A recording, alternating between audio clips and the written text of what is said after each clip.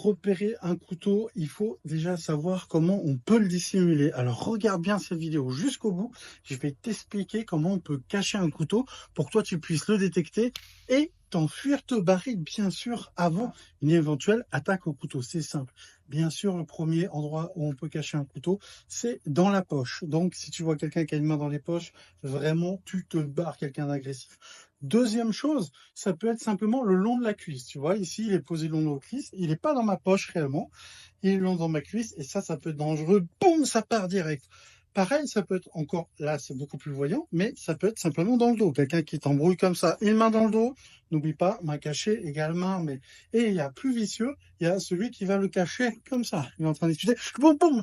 Et c'est parti. Donc, souviens-toi que si tu vois des positions comme ça, main dans la poche, main le long de la cuisse, main derrière, et il y en a encore quelques-unes, mais grosso modo, si tu vois ça, estime qu'elle est armée, donc fuis, pars, c'est le plus important. Et si jamais tu peux pas partir, fais ce qu'il faut pour te mettre en sécurité. N'oublie pas que malheureusement, les attaques au couteau sont de plus en plus courantes et c'est absolument horrible et inacceptable. Donc ta meilleure arme, c'est de repérer et de te barrer. Ça, c'est le plus important. Si tu aimes mon travail, tu likes, tu commentes et tu réagis à cette vidéo, pose tes questions en commentaire. Je suis là pour être ton coach, ton instructeur et pour t'aider à augmenter ta défense personnelle. On joue pas au héros, on fait pas de blabla, pas de technique farfelue, juste des choses simples, efficaces qu'on peut mettre en place réellement. Mais le plus important, n'oublie pas, c'est de rester vigilant.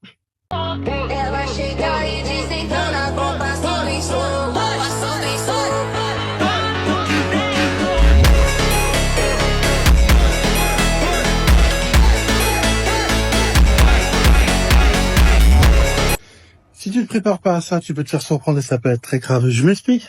T'as un mec qui vient comme ça, et dit, ah, salut, ça va, ouais. Ah, si t'as pas l'air, montre-moi ton téléphone. Il est comment, vas-y. Et tout. Et d'un coup, tu vois la main, elle est cachée. Tu connais ce que je t'enseigne, parce que tout globalement, ce qu'on enseigne dans tous les cours de sa défense, hein, c'est main cachée égale main armée. Le mec, il vient de parler, il a une main là. Boum, il sort un couteau. Rac, sac. C'est terminé. Donc, quelqu'un qui vient de parler, tu dois garder une certaine distance, qui est l'équivalent d'une longueur de bras et demi. Pourquoi? Parce qu'au moins, tu pourras essayer de te défendre ou t'enfuir. Si tu le laisses trop rapprocher, c'est mort. S'il a une main cachée, ça peut être un couteau. Il peut même ne pas avoir les mains cachées, discuter avec toi, hop, prendre ton téléphone, t'enfuir, ou autre, ou te mettre des patates. Donc, si quelqu'un te demande l'heure, donne-lui l'heure. Mais surprise, tu montes pas ton téléphone. C'est quelle heure? Ah, non, là, j'ai montré mon téléphone, il peut m'agresser. C'est quelle heure? 16h28. Tu t'en fous si tu te trompes. Mais ne montre pas tes objets de valeur. On est dans une société où avoir un téléphone, être dans la rue, dans certains endroits, même les plus surprenants, des fois on se dit qu'on est en sécurité, mais on l'est pas forcément, ça peut être très, très, très dangereux. Main cachée égale main armée. Je garde ma distance. Un mec que je connais pas, s'il veut me parler, il a pas besoin de se coller. Respecte bien ça et tu augmenteras ta capacité à défendre. Donc, je t'invite bien évidemment à liker, à t'abonner. On se retrouve très vite. N'oublie pas, main cachée, main armée et une distance de bras et demi.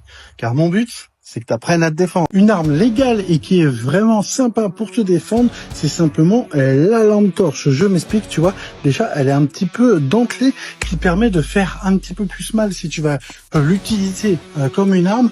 De plus, elle est suffisamment grande pour que tu le mettes dans ton poing si jamais tu dois frapper, tu vas renforcer ton poing.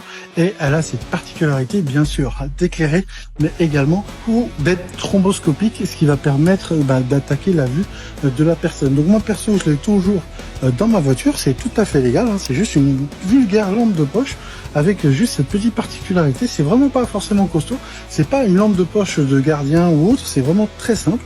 Franchement, je l'ai trouvé sur internet et je l'ai toujours dans ma voiture, ce qui me permet à la fois de m'éclairer si j'ai un accident ou autre, à la fois d'avoir cet effet thromboscopique qui va permettre d'attaquer la vue et aussi de pouvoir frapper comme ça dans les membres ou pour me défendre, et puis seulement aussi de pouvoir durcir mon poing parce que comme tu vois, suffisamment grand pour sortir des deux côtés.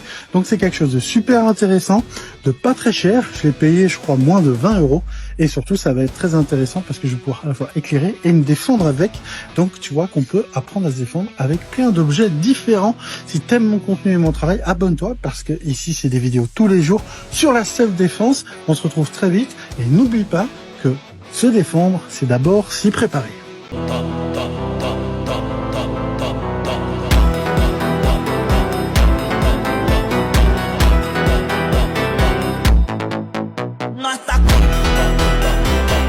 une arme insoupçonnée, mais qui peut être très utile pour te défendre.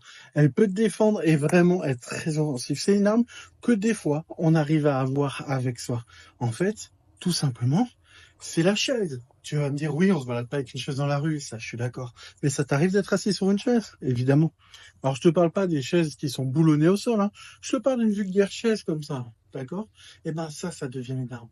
Tu la portes comme ça, en la tenant dans les angles vers le milieu, et que ça arrive en faisant ça de façon très agressive, c'est-à-dire en percutant avec les 4 pieds vers la personne. Ça peut être une alternative à la défense contre couteau. Bien sûr, il y a un mec qui t'embrouille, tu vas pas lui éclater la tête avec la chaise.